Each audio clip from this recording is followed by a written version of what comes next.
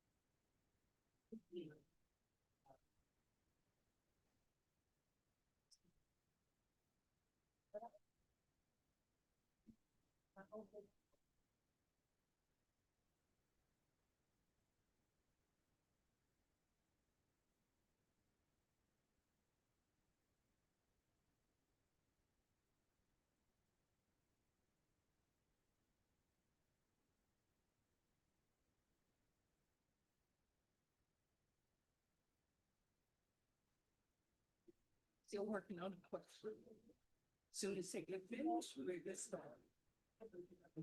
Soon as they finish with the question. We're gonna start. Did they get- Working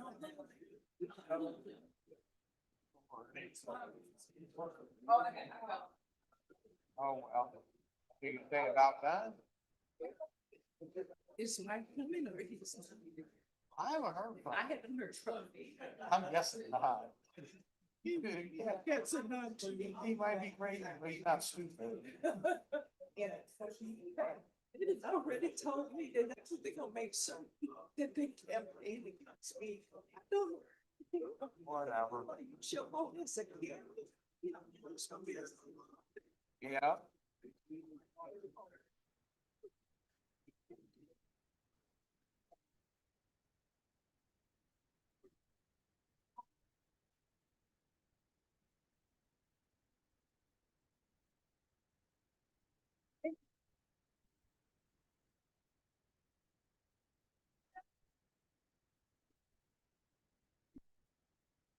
What on?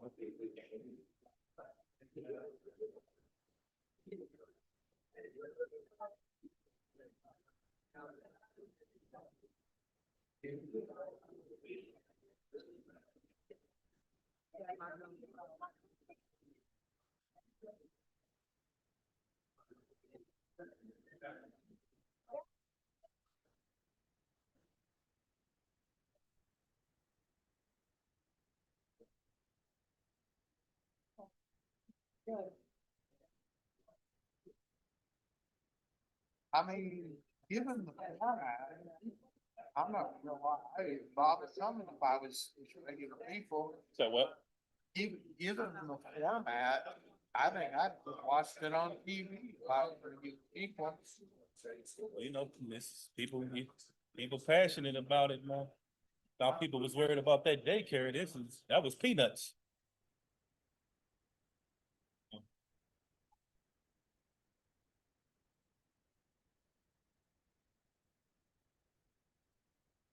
This is common.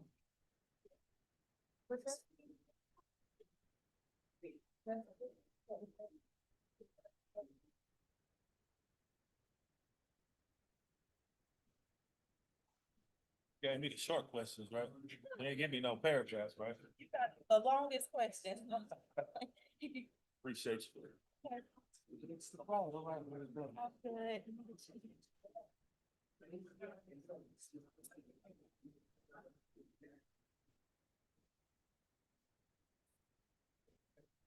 Was this all the other questions? So those are all. The ones that won't be. Some, they'll be well, on no, the list. some of them are. But I mean, this is all of That's all of it. And then you all got that. them. Okay.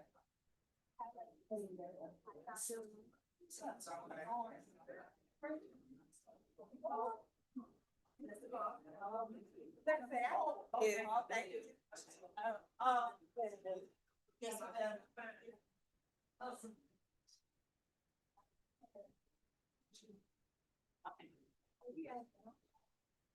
And these are all the. Yeah. Okay, go all the way down what I know. So five. Yeah. Of course. Yep. So I don't know. Oh, wow, you so correct. We got. This is.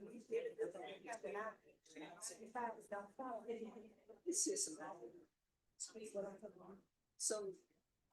I'm starting on that.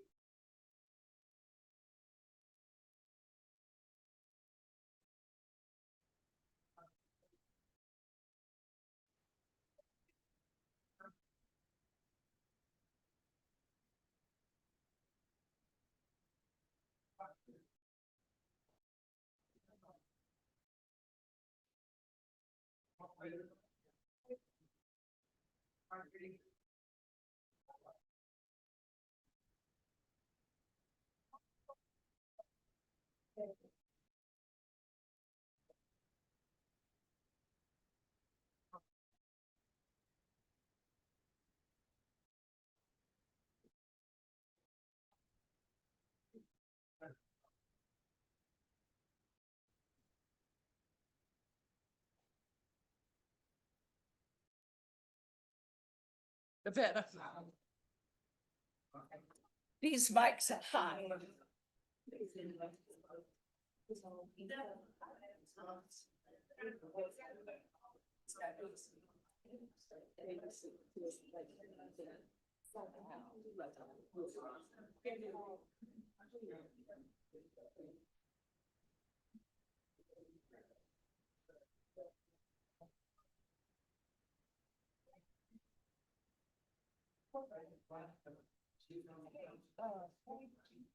That's not fine.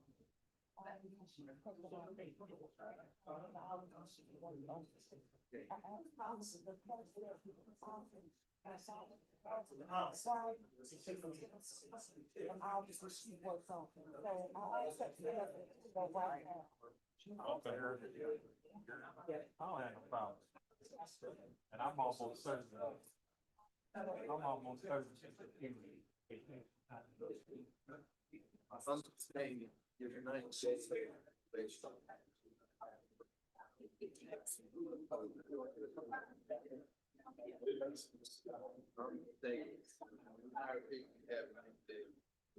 Your vacation time for one, but you can't use it until 90 days. You can face. Right. So the yeah, I need vacation, sick time. I work for the else, St. Louis County, we can take off right there. I know you don't believe me, but I'm telling you what I know.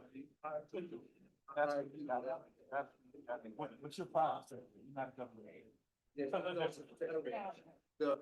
I'm telling you what I know, my brother. Google it. You can Google it, man. I know what I'm talking about. You know, I work the same, you got, we can take off. Accident. If you got the, oh, that's right, Nick know it all. He knows it all. He's never worked for government, but he knows. So what do I need to do? Email her? And then. Oh, okay. No, if she needs the time off, take the time off. There it is, Nick. Well, she come in. You know, if you gotta go, you gotta go. Well, that's 3 votes, so we just need one more person to say yes. And then the issue, Feeling you looking at me, but I can't see you, so. and then I am looking at you. Can't see, so. And then guess what? Maybe we don't have to meet next Tuesday for a special closed session. All right, what's next Tuesday? The mayor wants to meet on, About this? about 90-day ban. No, no, April. April. She said March. Check the date on that text. Oh, I saw, she said, but Says that's, the March. meeting is supposed to be in March, but the 90 days ain't late. But remember, that it could be 6 months, so I would say we meet at 90. Are there any problems with her workforce? Do we have any problem with her job performance? So we can wait to 6 months if that's the case. Like, if we meet with her in 90 days, it's something we need to talk about, right? How many days she's called, how many times have been late, like that kind of stuff. That would be nice. I just want to know. So that's why I want to meet for the 90 days. He can't stand there. That gentleman can't stand there.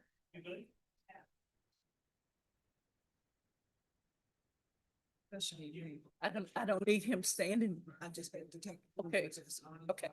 That's it. If you need a seat, there's a seat vacant over there where the reserve is, and he can't kneel there. He can't kneel there. He'd be too close upon them.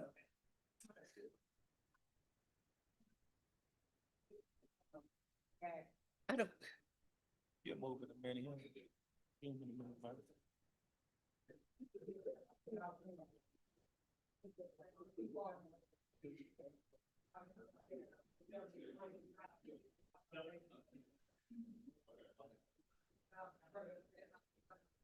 I'm not gonna start until he moved.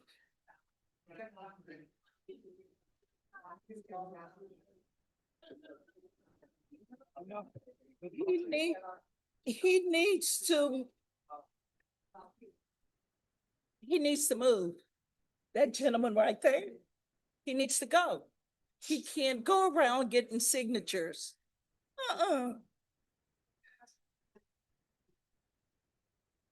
Who's going around getting sued? He is, yeah, Oh, him? Beard. Yeah. Oh, I know who that is too. Who was that? I know exactly who that is.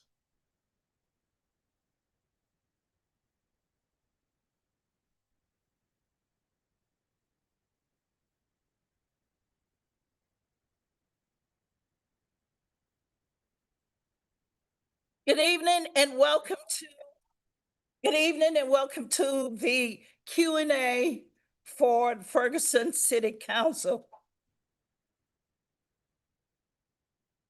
Clerk, Deputy Clerk, London, please call the roll. Councilwoman Noah, Here. Councilwoman Covington, Here. Councilman Cassoff, Here.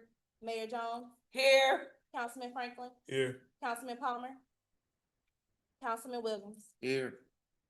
A quorum is present. Before we get started, we just want to go over some housekeeping rules. The first thing we're going to ask you to do to silence your phone. That's the first thing we're going to ask you to do. Ferguson has an ordinance about meeting.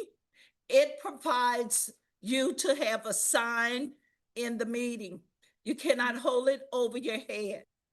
The ordinance also provides that if you do any hissing, booing, clapping, I have the right to clear the room and we will proceed. We want this done decently and in order. At this time, City Manager, you have the floor.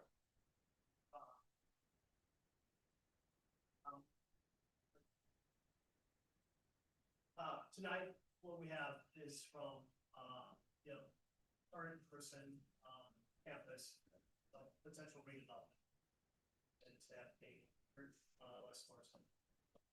We're gonna start off, maybe you guys introducing yourself, and then we'll start off with Christine. Thank you. And I'm sorry, but after Christine, after the panelists are done, we'll go ahead and council has a list of questions, and then the mayor will take over. You guys want to introduce yourself, please? I can speak first. So, my name is Christine Bryan, here on behalf of Copeland. Jim Mocker, on behalf of, SSL Investments Center Development Company. My name is Ernesto Segura, I'm a partner at Hush Blackwell, I represent.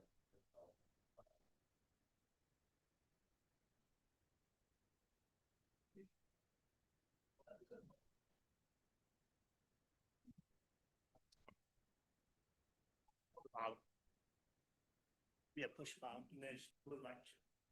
A blue light will come on.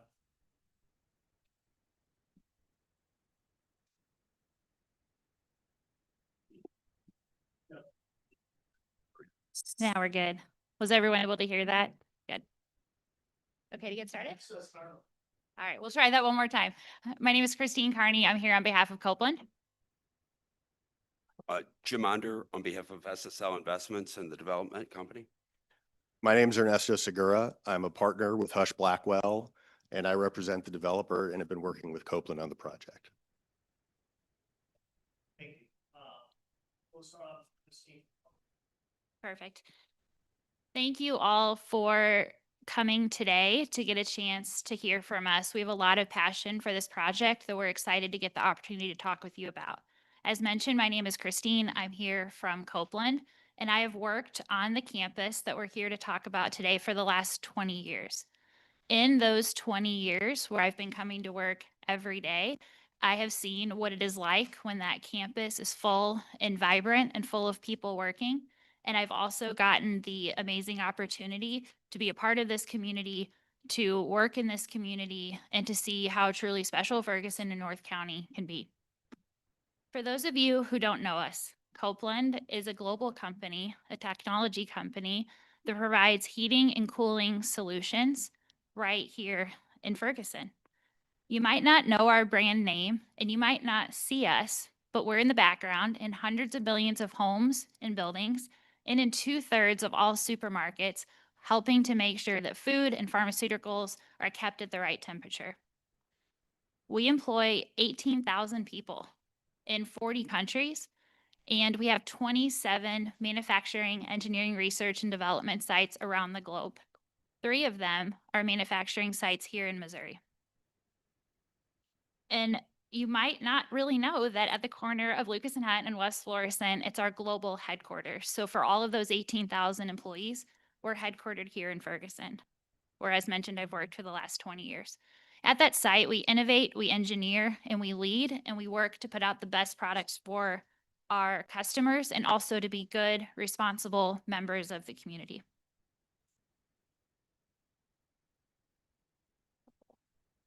We'll get that going in the background. I'll keep speaking, and if it comes up, I will switch slides so you can see it a little bit. So Copeland used to be a part of Emerson. Emerson operated the site from 1940 through 2023. If you go to I think I can get it back for us. We'll keep working on it. So in that time, they were, of course, a member of the community, but in 2023, Emerson sold Copeland. They moved their headquarters to Clayton, and Copeland became the new owner of the campus. That was a very large campus for us to become the owner of. When we look at the campus, it is really large, 217 acres and over 1 million square feet of space. That far exceeded what we needed for our employees. So on our campus, we do have 300 employees, but those 300 employees are nowhere near the thousands of people that that campus can accommodate.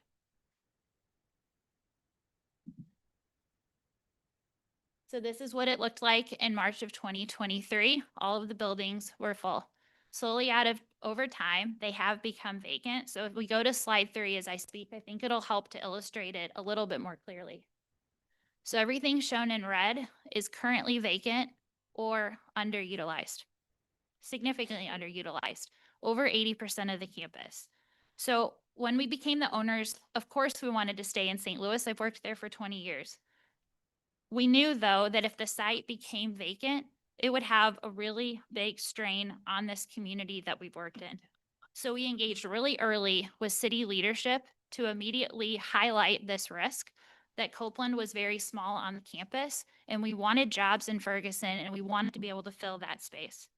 So they've been working with the city for over a year and a half, working to find a solution that would benefit the local community and wanting to make sure that we operated that site responsibly, as Emerson did and as we became the new owners. The stakes here are really high. We can see the passion in this room. Copeland and its campus are one of the largest contributors to this city and one of the largest employers. As mentioned, we knew that if those spaces continue to become vacant, that's not what anyone wants. No one in this room wants that. We certainly don't want that. And if you hear the passion from us tonight, and hopefully the passion from all of you, it was to avoid that. And that's really what we're here to talk about today, the future of this campus. We know without this project going forward, the downside is clear. I don't have a backup or alternative option. I don't want the campus to be donated and to become a tax-free, donated site. I don't want an investor to buy it and just hold it and let the buildings deteriorate or to bulldoze them. What I really want is somebody that cares about bringing jobs and revitalization to the city and one that can allow us to remain here as well. We know that when this campus is at full capacity, we have people coming to the city. There's an impact to the city. People shop, they go to local restaurants, they stop and get gas, they contribute, and the tax revenue matters. So for us, this is not just a proposed real estate transaction. It's frankly something where we feel like we can honor the history of the site, but find a way to modernize it and move it forward. So alternative one is vacancy. Copeland cannot stay on this site and operate just 20% of it. It doesn't make sense. It's not financially viable. But with a partner, we know we can continue to be active members of the community. We are proud to be here, proud to work here, and we want to be a part of a development proposal that benefits both our company and the community. One key thing to remember is that if this development goes forward, Copeland has agreed to be a long-term tenant of the site. So what that means is that anything that anyone may be concerned about, we also have the exact same vested interest because I'm going to be going to work there every single day, as well as my team and my other 300 colleagues. So I think we have a lot of shared interest and a lot of shared passion. And I'm going to turn it over to Jim, who is going to talk briefly about the why and a little bit about his vision. Thanks, Christine. And along with the people of Copeland, we've been working closely with, I'm going to move over 50 of my employees up there. I am going to be on that campus personally. My kids are going to be on that campus. The concerns I see out here, I share every single one of them. And I think they're all being addressed by this deal. And we'll go into that in the second half of the question and answer section. But let me tell you a little bit about me. And who's SSL Investment? It's me. There's no investors, there's no partners, there's no one else. It's me, myself, and I have always had a passion for real estate. I grew up down in Afton. I didn't have any money. So what did I do? My first house was bought 2 weeks out of law school on a credit card. And I worked my way up and my real estate developed. My firm fortunately developed as well. And over time, I am where I am now, investing in real estate and having the opportunity to give back to a community I care about a lot. And there's no billion-dollar corporation behind me. I wish there was. I wish I could say I was a billionaire. I ain't there. Anyway, bottom line, why do I care about Ferguson so much? My mother and father-in-law lived up in Pembroke Estates up in Ferguson. For 25 to 30 years, Ferguson was my stomping grounds. Coming down here to eat, hang out, and just be in town and be with the people. And I love Ferguson. I love the town. I love the passion of the people. And the fact that you're all here today, it tells me that I'm right in liking the passion because I'm as adamant about it as you are. And along those lines, why did I get an interest in the campus? Okay, by the way, this isn't about data centers. This is about keeping Copeland here in St. Louis. I have seen over my 30-year career, company after company after company after company leave St. Louis. I've seen our airport decline that I used to be able to go to California back in one day. Now it's a 3-day trip. I'm trying to bring back the company. I want to bring businesses here. And not only do I want to bring them to St. Louis, I want to bring them to Ferguson. And that is my goal, this campus. And I apologize. I get emotional and I cry at sad movies. I apologize. But and I talk too much, but I'll try to hurry up. When I saw Emerson leave to and building out in Clayton, my stomach, there's a pit in my stomach, and I'm like, oh my God, what's going to happen to the campus? Then I found out about that there had been this split off with Copeland and so forth. And I heard through all my real estate connections that Copeland was going to leave campus as well. And I'm thinking, what's going to happen to Ferguson? What's going to happen to tech space? We've seen articles over time about it, what's going to happen. It's how it's going to destroy Ferguson. It's going to destroy the schools and all the things that we love and hold and cherish about this community. So I stepped in and I started asking questions. Okay. And I ultimately got the campus under contract. I met with Copeland and I met with them and I said, hey, I know you're talking about leaving, you're probably talking about going wherever with Emerson, but I want you to stay here. And what I found is the people in Copeland care about this community as much as I do and as much as any of us do. They agreed to me that if we could get the right deal, and they would help me make transformative change to this campus. And what does that mean? Okay. I've consulted with real estate people. I've consulted with lawyers. I've consulted with the business community and developers. I do not think the alternate sources or options for this campus are viable. Number one, it'd be a great church. Donate it to a nonprofit. It'd be more profitable for Copeland to donate it to a church. There's a 400-seat amphitheater there. It would make an awesome church. But you know what? It takes it off the payrolls, the tax rolls, and that's not good for anybody in this community or the school district or anybody. Number two, highest and best use. Talk to the real estate people. They'll tell you the highest and best use is to tear it down. To just level the whole thing, turn it into a big parking lot, and make it a trucking hub and logistics center and trucking warehouses and office warehouses. Close to 70. It's ideally located to make a great trucking hub. Well, you know what? I don't want that for Ferguson. I love this town and I'm here. And so I put under contract, and I'll tell you about a dream that I've always had and I always wanted to do. Well, let me start by saying this. I think my dream is realistic. I want to create it as a center for entrepreneurship, a center of development, center for green, environmentally friendly energy and resources. And as I've gone around the country, I found so much interest in companies coming to Ferguson, I tell them my story of the community. I tell them about, you're an opportunity zone, you're an enterprise zone. There's no other better place for a new company to locate and start up. And along those lines, and I better speed up or I'm going to get cut off. The bottom line is I want to bring entrepreneurs to our town. There's 1 million square feet, as Christine just told you, 1 million square feet. I can give people free rent to entrepreneurs, just like Cortex. Cortex, I don't know if you saw in the newspaper today. There's $1.5 billion in recent investment, and it's known internationally for all the development opportunities created. I perceive that to be Emerson. Emerson, we're a good community.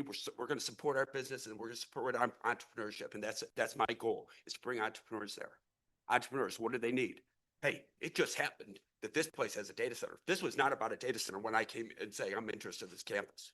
I found that there's a 35,000 square foot data center there. That at the time, Emerson and Copeland should have been so proud. In 2009, when it was built, it was state of the art.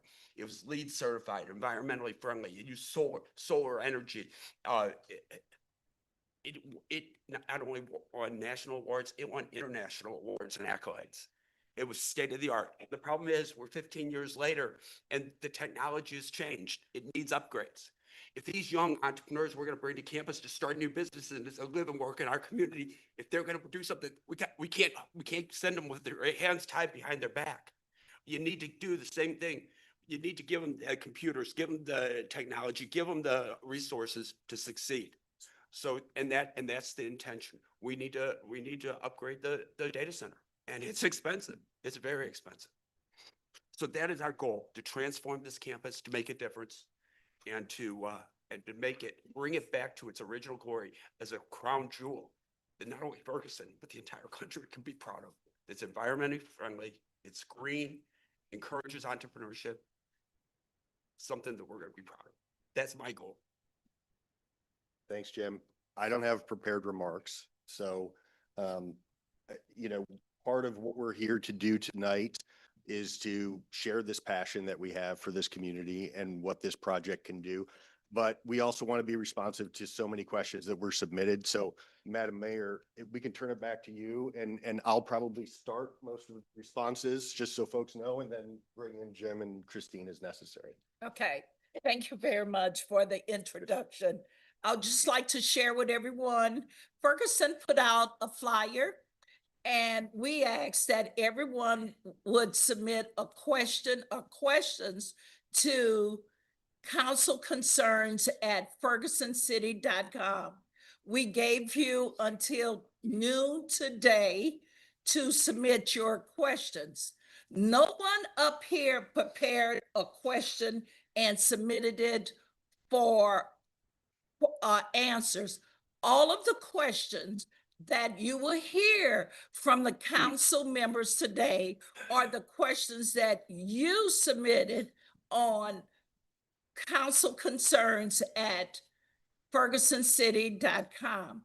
What we're going to do at this time, each council member has questions. We will start with Councilwoman Noah, and she will read her first question, and then we will proceed to Councilwoman Covington. She will read her first question. Councilman Kassoff, he will read his first question. Councilman Franklin will read his first question, and Councilman Williams, he will read his first question. These questions, once again, you sent these questions to the council, and they are going to read your questions. This meeting should last 1 hour. However, since we started at 5:18, I will look at 6:18, so no one would feel like they did not get an hour's worth of question in.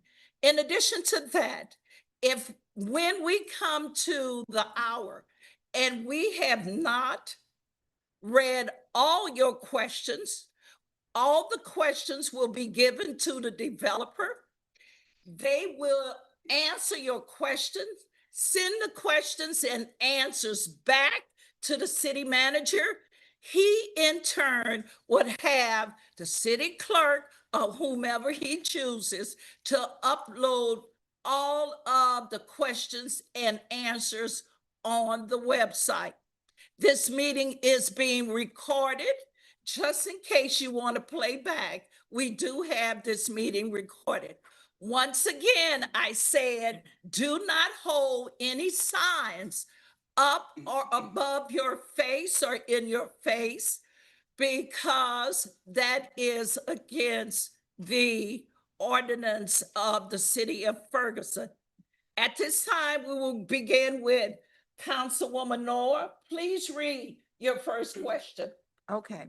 What is the plan for managing thermal discharge or water or wastewater? What is the plan for managing thermal discharge or wastewater from the site? And how will it impact Ferguson's existing sewer infrastructure?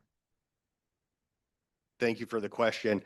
And I see this on a number of the signs here, a lot of concerns of data center uses, of hazardous materials, water bills, electrical bills. This project is about so much more than the data center. There's already a data center on campus. It's LEED Gold certified. It's the highest environmental rating that a building can get. It's been there since 2009. Nobody has, I think, had any issues with that data center supporting an $18 billion organization. It has not had the impacts that so many are worried about. And that is a prior generation of data centers. What this campus and this project is about is twofold. Number one, it's about keeping Copeland here, keeping their jobs here, keeping them as the neighbors that they've been for so many years. It's also about responsible stewardship. And Emerson and Copeland have taken care of this campus for 80 years. Jim's vision for this is to stabilize the campus, to reutilize buildings and adapt buildings that are there to make them into productive uses. What those uses are, we don't expect will change from what's already on campus. We're not asking for any zoning changes. We're not asking for any special exceptions. We think that this campus is already well-positioned to grow into the future. But to do that, we have to stabilize what we have with Copeland. And from there, we need to build infrastructure. So specifically to the questions about thermal discharge, water concerns of those sort, all of the utility impacts that may come from future development of this site will be addressed with infrastructure improvements that are funded by the development. We are not looking to put any burden onto the citizens of this city. And we believe that the approach that we're going to take, and I'll let Jim weigh in briefly here, we think the approach we will take as we continue this development beyond the first phase of investment will be focused on enhancing the city's opportunities with utilities and not being a detriment to them. And specifically as to water, I see high water bills. I agree. I don't want high water bills either. And you won't have them because of this. Right now, water is provided by Missouri American. Emerson years ago entered a private contract with a private outside entity that provides water to its campus. They can use all the water in the history of the world and it would not affect your water bills here. But number two, we're using a closed loop system. All the water is recaptured, reused, reutilized. The water, we do not expect any more significant use of water than is currently used, and it's not a Missouri American water. It's coming from outside sources. So it should not affect the water bills in any way, shape, or form whatsoever. Okay, thank you. Councilwoman Covington, please read your first question. What is the intended use of the facility? That's the first question. The second one is, can we implement limits and restrictions on what the facility is used for? So the question on intended use, as we just said, the intended use will be expansions and redevelopment of the uses that are already there. So if it makes sense to have more office buildings, we can have more office buildings. If it makes sense to expand the data center uses, we'll expand the data center uses. The property is already positioned and it's already zoned, as I said. And so as to the controls and the limitations on those uses, the city of Ferguson has a robust zoning code already, and this campus is already subject to it. As noted, we're not seeking to change any of that. So what's there now is what we intend to work within the bounds of as we continue to develop this campus. To answer it very briefly, obviously, the goal is to keep Copeland there. And without them, we don't have anything. Okay, it's going to take a few years to stabilize and start filling up the campus again. That's why we're asking for abatement. We can't go from a full campus to an empty campus and still pay the same amount. In terms of the uses, my law firm is going to move up there. I'm going to move about 50 of my employees up there, including myself. Okay, I'm going to be up there. We'll talk about environment and everything, but I tried to address just this one. I'm at every company that wants to do business with me. If they want to sell me a part as part of the upgrading of that data center, I'm saying my willingness to purchase that part's contingent upon you coming here and doing something in Emerson. There are things like very efficient, environmentally friendly energy sources. Okay, you want to sell it to me? Number one, it has to meet all the quality, environmental, all the strictest standards, the gold standard that Copeland and Emerson created for us. But on top of it, you got to locate here. Okay. Now, if you're a manufacturing facility, Copeland probably doesn't have the facility for that. But I've spotted all kinds of sites around town that I think are prime for bringing manufacturing jobs back to St. Louis, with their headquarters being on the Emerson campus. That's my goal. Can I tell you for sure, without keeping Copeland on this campus, I'm not going to be able to do anything. I'm not going to be able to do my dream. I'm not going to be able to fulfill it. And I'm not going to, we need it. I'm sorry, we need it. Just, anyway. Yeah, so just to comment on that, we had meetings with a few other developers that were going to buy the site and just leave it vacant. If you heard the passion there, this is about jobs on campus. And I love that each person that's part of this project is putting their own people on the site. So I think if you think about being a neighbor or a resident, we are also neighbors, residents of the site in our own way as we work there. And I think that's a really key part that makes this a really unique development and really makes it about jobs, because that's what in our mind matters the most. Thank you. Councilman Casal, please read your first question. How will the health impacts be monitored and remediated? How do we ensure against denial of the negative health impacts, such as the effects of radiation in Coldwater Creek, by the building's owners and operators?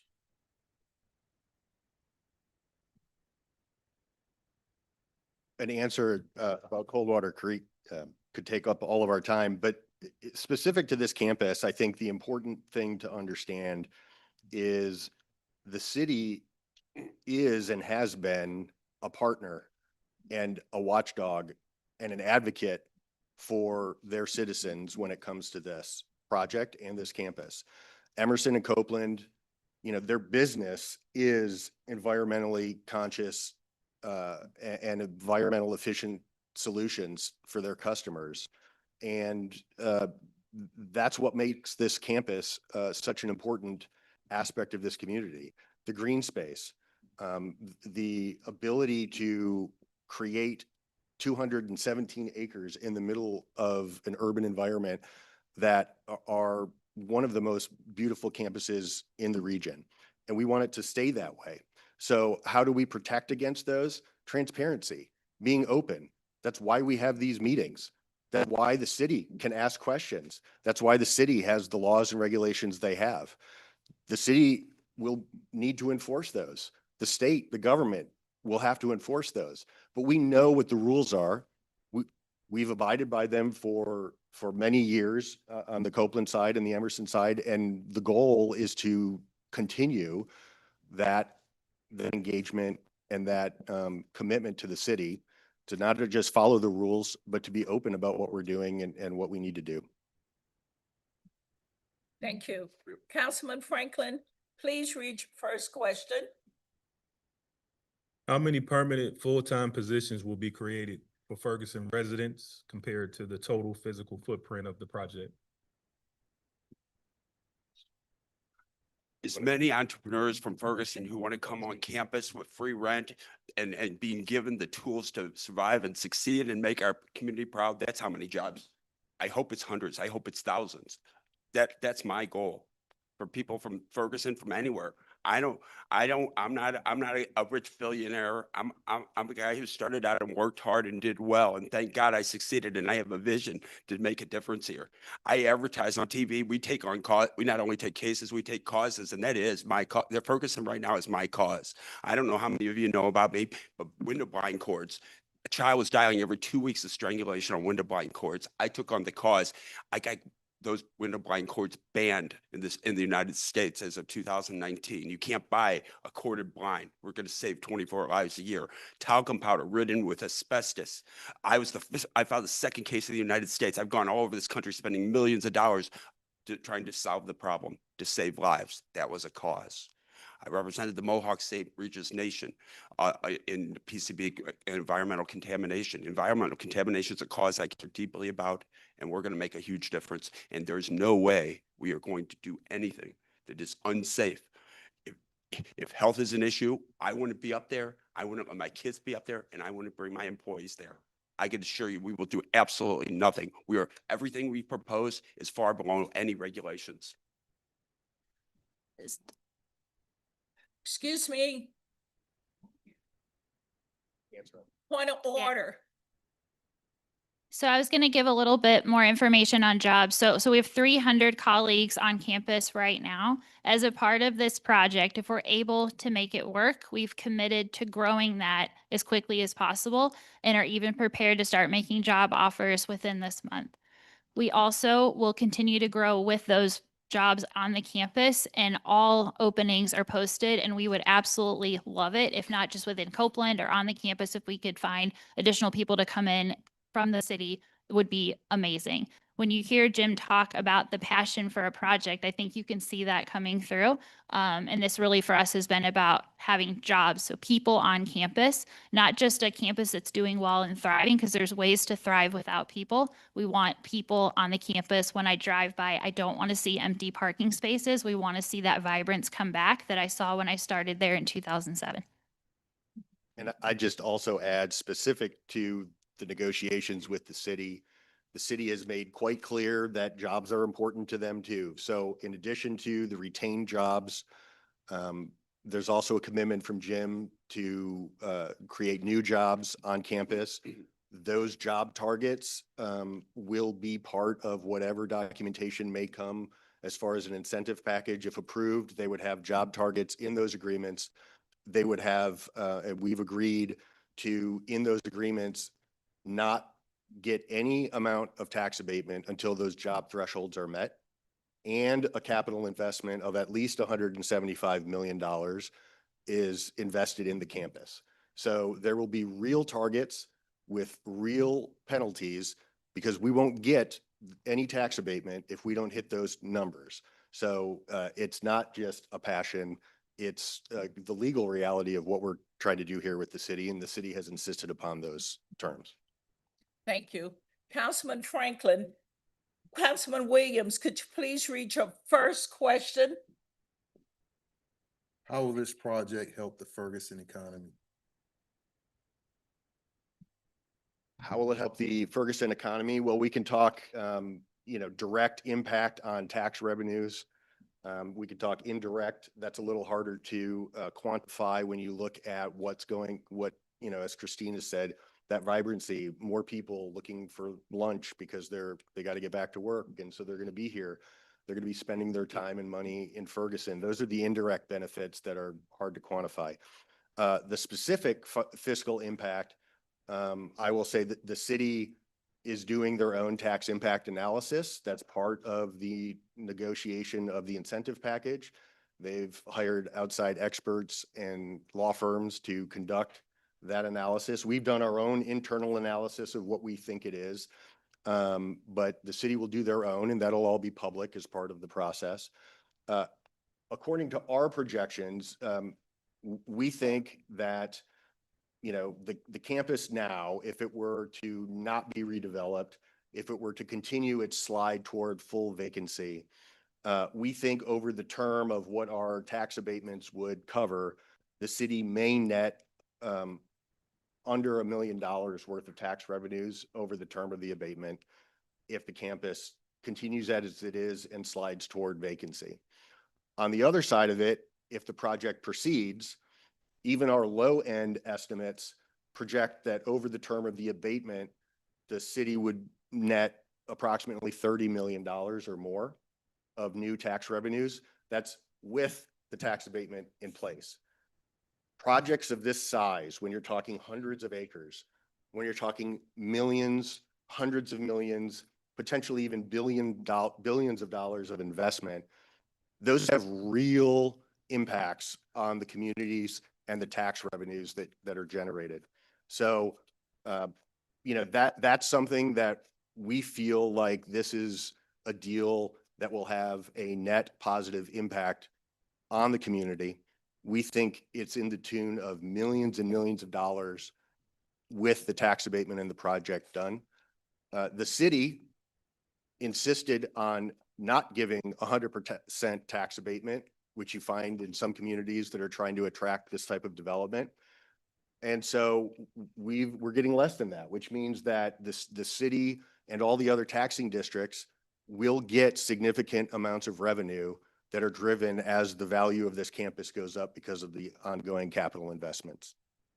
And just really succinctly, again, the projection is about $1 million with no development, about $30 to $35 million with development. And to put that in perspective, the total budget for the city of Ferguson is about $18 million a year.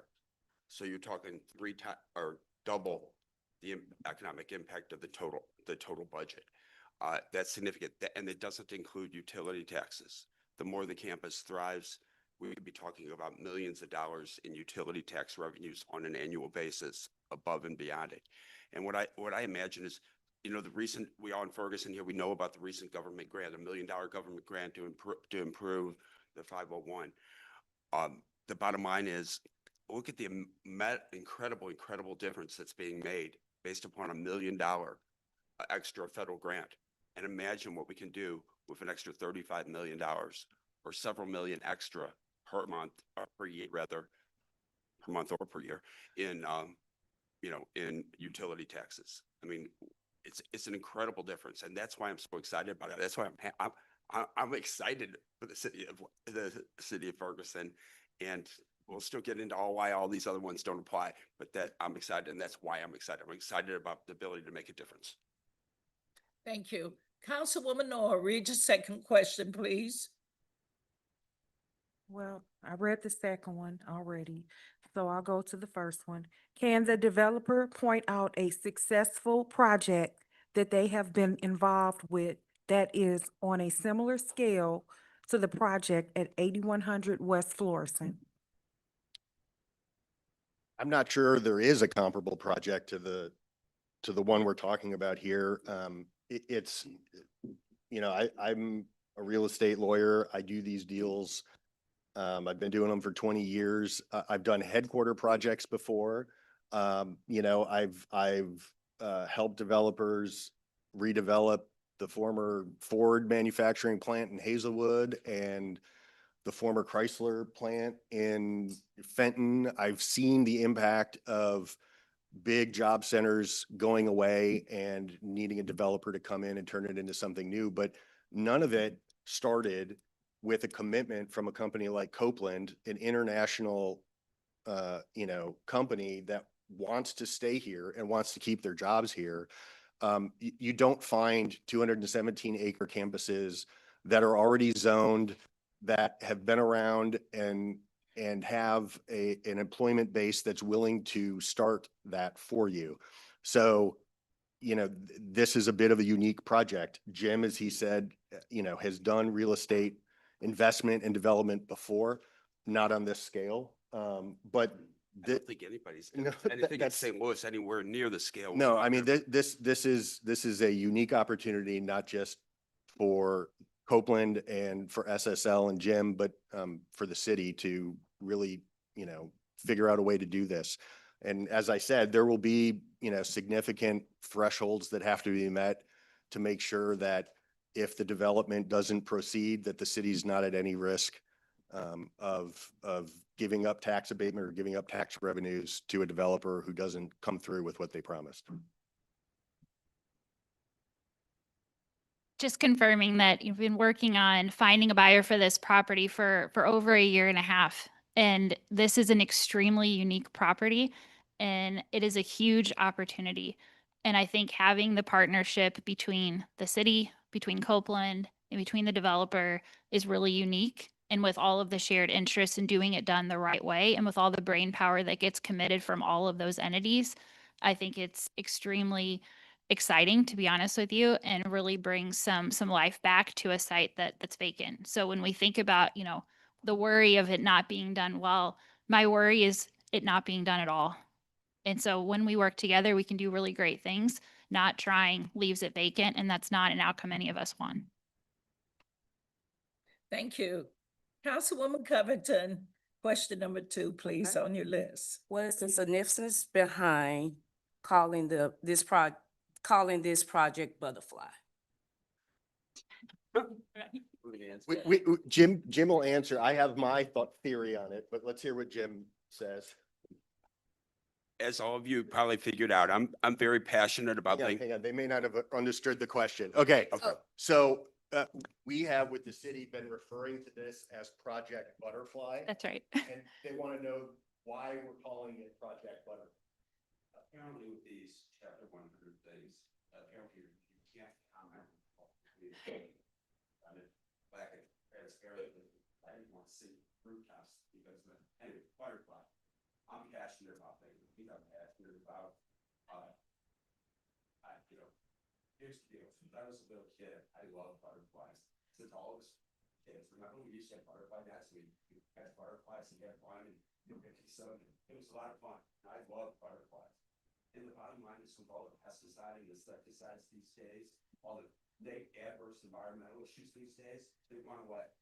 Even one of my passions and I'm sorry, we can't sadly talk about it, but the bottom line is, I think it's incredible. And I've always wanted the right place that I can create the nature of wildlife and butterfly preserve. It fosters that environment where things are involved in the next part, Department of Conservation, and create a butterfly preserve and repopulate it with the 100+ indigenous butterfly species of the state of Missouri. And it's my side projects that everybody I talked about here today.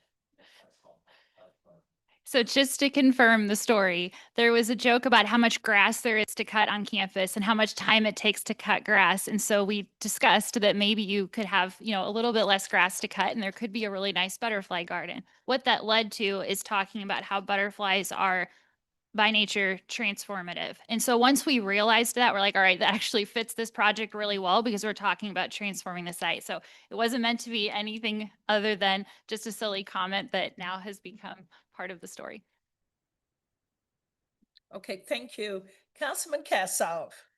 What Respiratory, nervous system, or other health impacts might result from this development? We're not medical experts, so I wouldn't offer a guess on that. Have there been, you've been on campus for 20 years. I'm not aware of any particular concerns with respect to the campus. Like any aged facility, there are buildings that have asbestos and some remediation that may need to be done as we redevelop, but all of that will be done according to applicable regulations and done in a completely professional manner. But I'm not aware of any. Jim? And again, I'm acutely aware. I mean, that's how I make a living, is watching environmental, holding companies accountable, holding big corporations accountable for when they try to abuse our environment and our society. Again, the things we're talking about, we got to generate some energy or some power. And methods we're talking about, I've been told not to go into detail and that'll be fully disclosed for the permitting process. At the end of the day, any environmental impact is a fraction of what a grid power would be. And by the way, we're not using Ameren power. So you know what? That would be the best way to contaminate our environment. I shouldn't be saying that. It's so much. Thank you. Councilman Franklin, question number 2, please. Will the data center use any renewable energy? The existing data center does use renewable energy, and if that becomes an expanded use on campus, I think Jim has every intention of using renewable energy, not just with the data center, but with other uses on campus. And you know what's incredible about not being a big corporation, a data center? You can be innovative and you can be creative. People have heard from around the country unique and creative patents, heard about we're going to be expanding and making this transformative. And they said, I got this method, I got this new technology, I have this thing. Can I do a pilot program? Can I do an experimental program? What can we do? I have countries interested in company owners, to test out products, test out environmentally friendly designs, test out some of the most efficient methods of energy production in the history of our world. And they're ready to come. They're ready to come. They're going to make a difference. And that's my goal. Big companies aren't going to test that. I see in the pharmaceutical industry, what they come up with cure for cancer. It's bought by a chemo company because they make more money selling chemo. I'm not allowing that to happen. Thank you. Councilman Williams, question number 2, please. What is net zero carbon emission and how do you plan to obtain this goal? Net zero carbon emissions. What's the mean? And how do we meet the goal? How do you plan to meet that goal? This way. We just talked about the new technologies.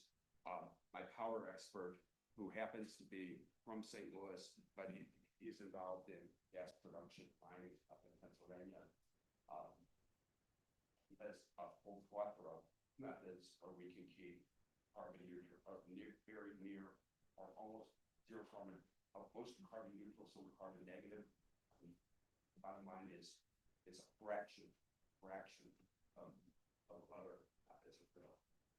Just a comment on the data center that exists on campus today. As mentioned, when it was built 15 years ago, it was actually the largest installation of solar panels in Missouri. So it was the first time that a really large solar panel renewable energy source was created. It was also designed to be 17% more efficient than any other data center of its kind. And the reason why it got the gold certification is because it actually ended up being 30% more energy efficient than any other. So when we talk about net zero, when we talk about wanting to be environmentally friendly, that type of technology and part of Copeland and the way we work is always looking for ways to be more efficient with everything we do. And that data center is an example of how even 15 years ago, it was built in a very responsible way. And as mentioned, to continue to modernize it, there will need to be, by the developer, of course, continued work in that zone. But that LEED Gold certification shows that it was built in the most responsible way because that is the hardest certification to get. It's also worth just underscoring. I know we're having to give, sometimes the answers can't be specific. So in this, I mean, we don't know the exact mix. We don't know the exact tenants that will be there. It's hard to speak specifically about net zero emissions. I didn't know we had a requirement. I know we have a goal, certainly, but you know, that's a hard one to answer without knowing exactly how this will develop over time. Thank you. But I can assure you that our goal is to make this as much as Emerson and Copeland created the diamond data centers in 2009. We're going to transform it. We're going to put in the necessary money and investment to keep it something that the entire, not only our community can be proud of and our state can be proud of, but the whole nation looks to as an example of what should be in a data center. Thank you. Councilwoman Orr. What are the noise levels that this facility is going to generate? Are we placing limits on those levels?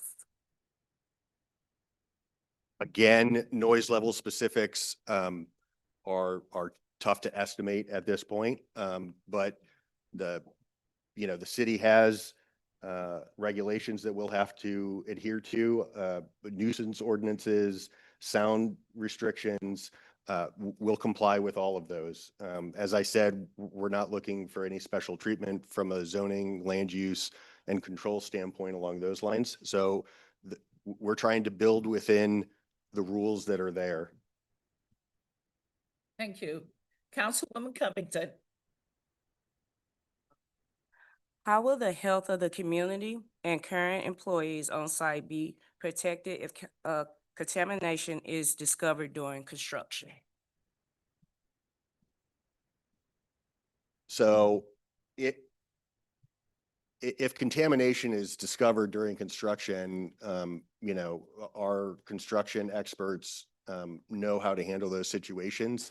They come up in large scale commercial development all the time, and they can be remediated. We know already that there are buildings that have asbestos that'll need to be remediated, and that's part of why we need, we're talking to the city and making sure that we can make this financially viable. There are some extraordinary site costs related to that sort of thing that we know we're going to have to spend the money on to do it the right way, in order to keep Copeland and to get this first phase of stabilization underway. So, I think you've heard us answer as to the commitment that we have to doing it. But specifically, I think, that's as it comes, we'll deal with it. That's what developers do. Thank you. Councilman Cassoff.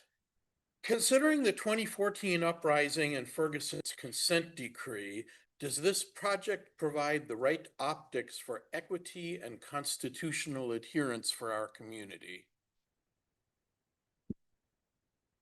It's a good question. In my mind, I think a project like this affords the community an opportunity to show what it's really about. You folks showing up here tonight, asking these types of questions, that's what this needs to be about. Not a single person in this process, as we've been negotiating with the city, has signed a non-disclosure agreement. There's been no secrecy. If there have been actions taken in closed session, it's because the Missouri Sunshine Law allows for real estate transactions to be in closed session.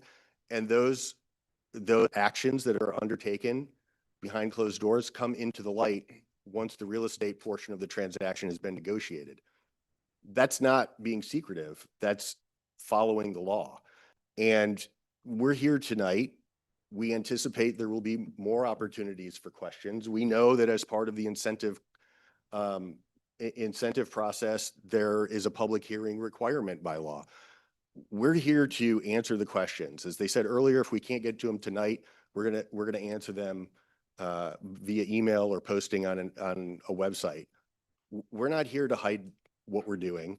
We want this to be a constitutional, a lawful process. And as to equity and social justice issues, I mean, that's no doubt an issue in this community and many others like it. And it's something that I think you can hear Jim and speak. He can speak to the passion that he has for this community. I think you can hear Christine commit on behalf of Copeland to opening the doors to employment to more and more residents of this community. We are your neighbors. You know, Copeland has been here in Emerson before them for over 80 years. And we're a part of this community. And I think the impact that the 2014 events had on this community impacted Emerson and Copeland. And I think nobody's lost sight of that. And that's why we're trying to do something that is community focused and trying to be transparent about all of it. Thank you. Councilman Franklin.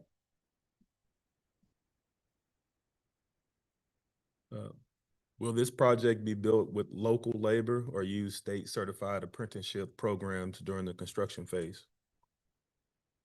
I think we have every intention of using local labor and apprenticeship programs. I don't see why we wouldn't take advantage of those. Yeah, no, ARCO is our construction partner. I think they're a longstanding and well-respected member of our community. They're union labor, union apprenticeship programs. You know, I've represented the unions for many, many, many years, and I can assure you, our plan is to use local people. Why is my power guy from St. Louis? I mean, it's about St. Louis. It's not about somewhere else, some other city, some other town. We're not a front for some other out-of-town entity or other thing. We're trying to bring jobs to St. Louis and make a difference in St. Louis. Thank you. Councilman Williams. Will this project cause excessive noise for nearby residents? We don't expect it to. As we've sort of answered on some other questions, we have to abide by city noise ordinances and requirements, and we fully expect to do that. And we were talking earlier, in 15 years, 20 years you've been there, I'm not right. But since the data center was operating, no noise violations that we're aware of. Thank you. Councilwoman Noor. Okay. Since this is being proposed as a multi-tenant redevelopment, what types of businesses are the developers hoping to attract? Yeah, I think we've hopefully made clear we're looking to attract job-heavy tenants that are committed to continuing the legacy of Emerson and Copeland on this campus of being good stewards of the environment, who want to not just come here for a 5-year lease, but sign long-term leases, become part of this community, become good stewards of the community. I don't know if you want to add anything. No, the one thing I would like to address, because one of our audience, you know, about a noise on Emerson campus right now, it does have a backup diesel generator that apparently runs 45 minutes a month. You know, and it's necessary for maintenance as a backup power source. We think we could have power redundancy without the use of generators or anything of that nature that's going to make noise. I'm going to be on campus. I don't like noise. Christine is going to be the first one showing up in my office if it's loud. My goal is to keep it very low, if any. And right now, I think you can stand outside the data center, and but for the 45 minutes a month when they're doing testing of equipment, I don't think there's any noise coming out of that data center. And I would hope that we can continue that into the future. Thank you. Councilwoman Covington? The time frame for investment, what time frame for investment are you willing to guarantee? If the investment do not come on schedule and at the stated amount, will you be willing to include clawbacks of the Chapter 100 benefits? Good questions. The timeline, I mean, we're ready to start spending money as soon as we can get the incentive package approved, because that's going to need to be part of this initial first phase to get Copeland stabilized and to get the campus started to move in the right direction. So we have some thresholds of investment, as I've mentioned. Those will be memorialized in the Chapter 100 agreements. We've already agreed with the city that we won't get any tax abatement if those thresholds are not met timely. And so it'll be more than a clawback. The city will have the right to terminate the abatement completely. Okay, Councilman Casal? Will there be guarantees that the Ferguson Data Center will not be used to develop, direct, or operate weapons of war? Let me answer that. And the original question as it was written Yes. the original question as it was written was weapons of war, pornography, child neglect, child abuse, molestation, or things of that nature. And my response, and I had no idea that was going to be asked, but here's the thing. My wife is probably one of the top 5 sex abuse lawyers in the country. We fight every day to avoid the improper use of the internet and various social media platforms. There's something called Chapter 280 that it's a federal law that keeps it from that basically allows sexual predators to remain on various social media sources. I'm 1,000,001% against it. I'm working the Missouri legislature to eliminate it, and in the federal legislature. But in terms of weapons of war, I can assure you that any company on our campus will be an entrepreneurial startup company. And if I have anything to say about it, we ain't going to be developed weapons of mass destruction or anything of that nature. Our goal is green environmental technology and advances. So again, and to expand that question, nothing. I fight every day. My wife fights every day against abuses on the internet, abuses of technology. If it's happening, you tell me, and it's going to stop immediately. Okay. Thank you. Councilman Franklin? Will diesel or gas generators be used until this facility comes online? And also, how many backup generators are you planning for the facility, and what type of fuel? I think Jim already mentioned that there may be a diesel generator. Generators historically have been a source of backup power for data center uses. They are becoming more and more efficient as newer technology develops with these data centers. But again, we're subject to the rules that the city has in place already. So if there are noise issues with the current diesel generator, and the city finds out about it, we have to address those. And so it'd be the same thing going forward. I don't think, as Jim said earlier, we have any intention of supplying long-term electrical needs through the use of generators until infrastructure catches up. Jim's plan is to build the infrastructure first to attract users. Now, again, who those users are, I don't know, but we may need them for emergency situations. But I think we're open to speaking with the city if they have particular concerns about time of usage or time of testing, et cetera. Yeah, my goal is, I know other places might have been talking about huge diesel generators, and I was appalled when I saw a data center proposal that had those. Uh, we have no plans for diesel generators, no plans to store huge or diesel supplies on campus or anything like that. I know that's a concern at some other proposals.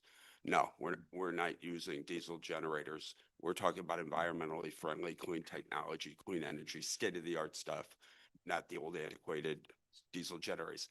Our goal on this campus is not to maximize profit from a data center or anything else.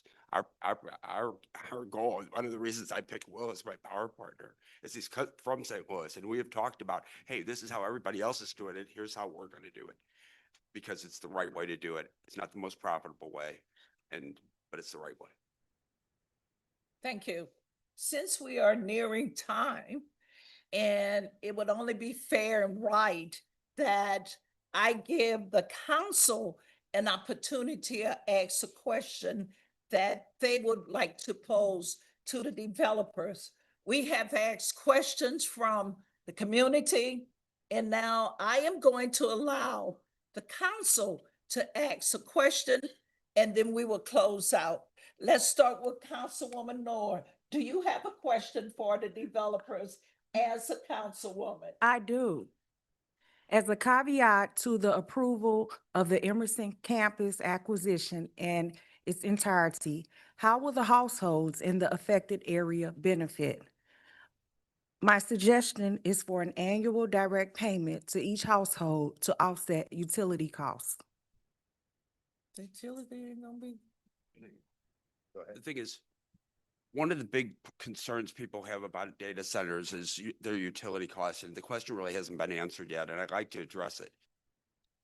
We are not going to be using any more electrical power from Ameren than the campus used under Emerson, okay? There's no plans to use Emerson or Ameren electric power, okay, other than at current use levels. As a result, it should not affect your utilities at all, because we're using no more, no less than before. And in terms of upgrades, like substations and transformers, that's all on our cost and expense. So it shouldn't change your electric bill at all. In terms of natural gas, we're not going to interfere with the supply of natural gas to households here in Ferguson. My energy partner, the natural gas will be purchased out of state, unrelated to anything that comes here, and brought through, and we will be paying Spire a fee to deliver it to us, okay? If anything, that's a fee that they usually don't have. I would hope they would cut your utility bills accordingly, but I'm not counting on it.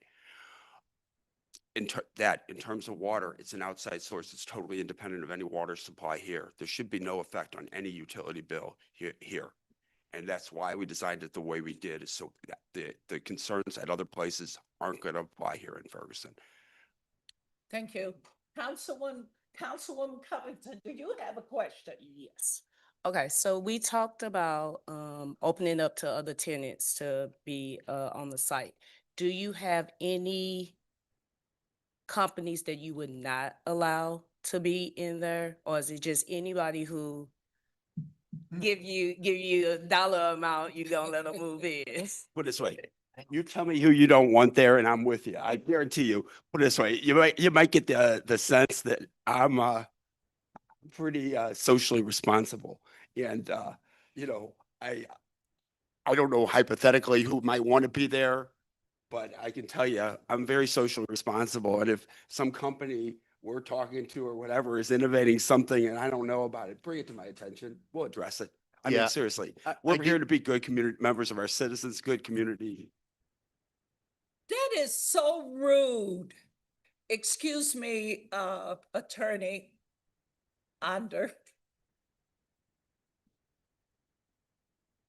You can continue to speak, please.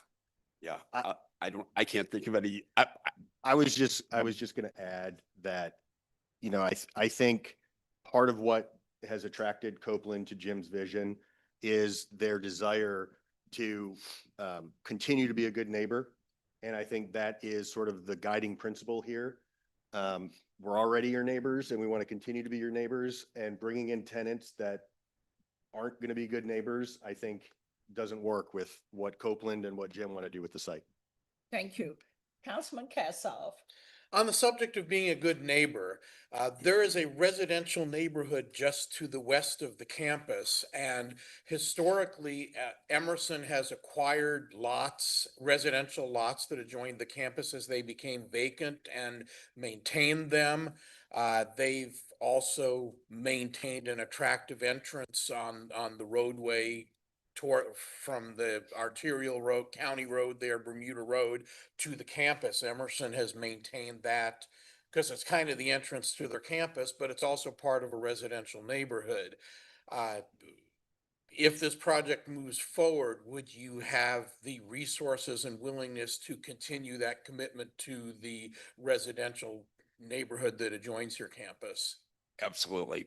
That part of the acquisition is we are purchasing that. We will continue to maintain it. And, you know, honestly, I look forward to even making it look nicer. I mean,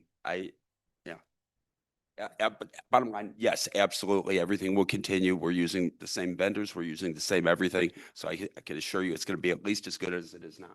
Thank you. Councilman Franklin. Okay, two-part question. Could we pull the Emerson map back up quickly so you can see what I'm referring to?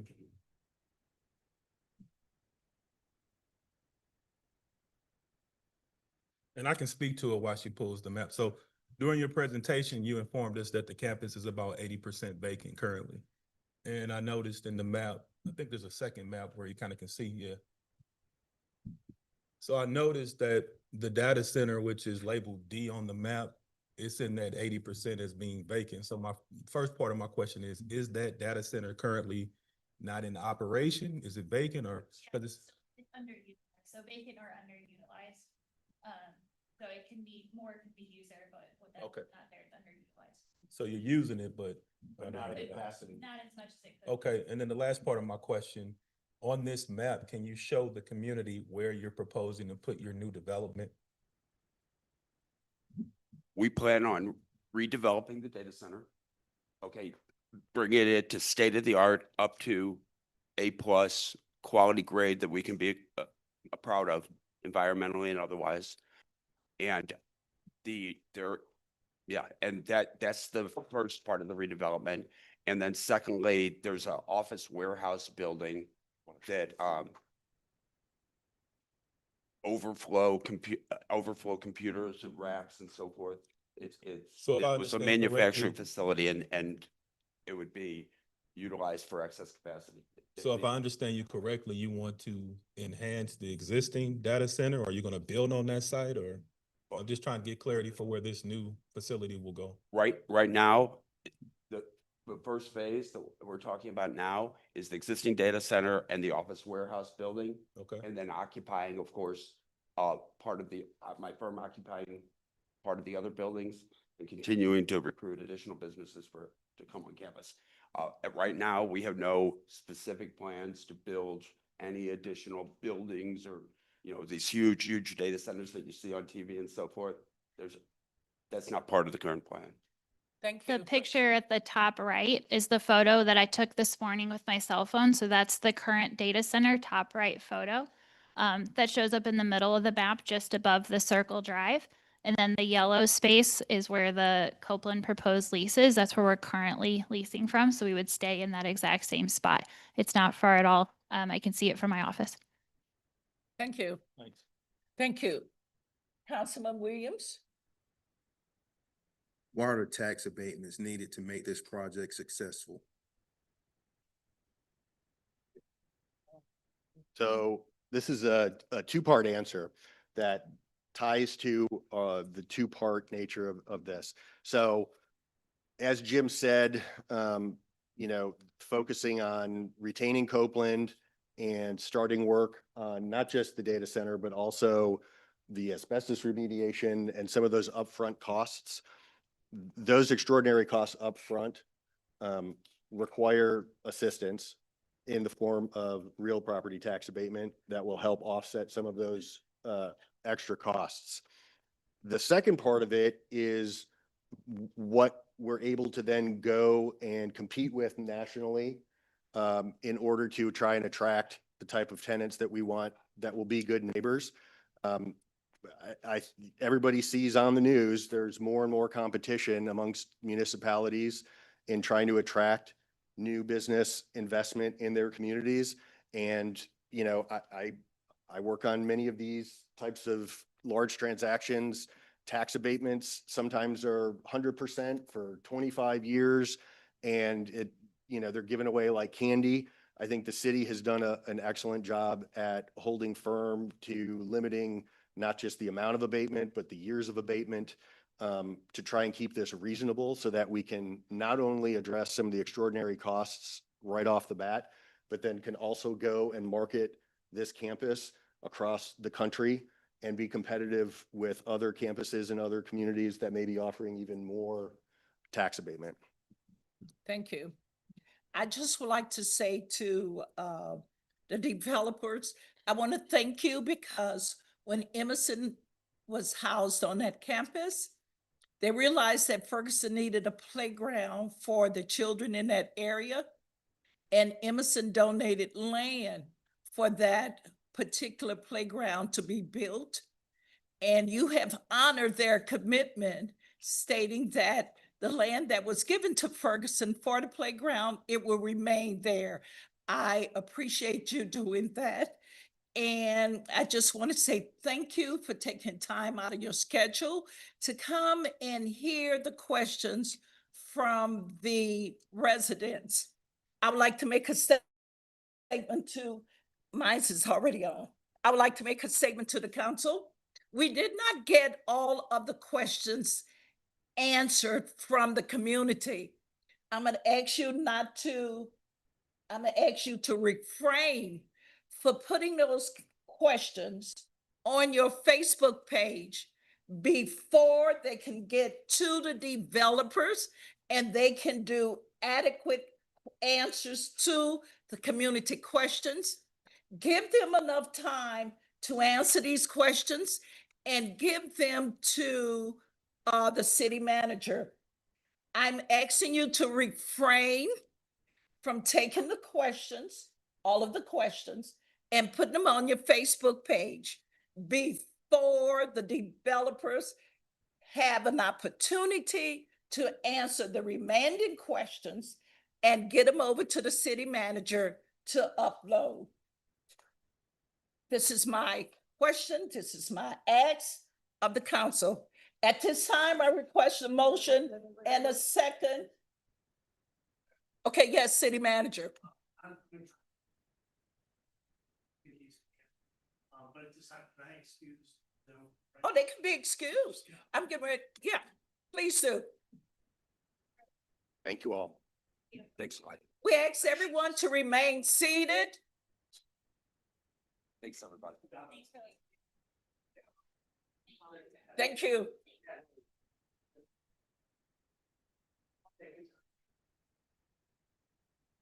The meeting is still going on.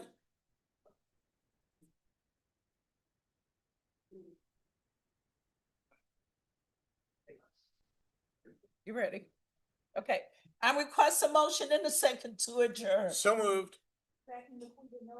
All in favor? Any opposed? Ayes have it, we stand adjourned.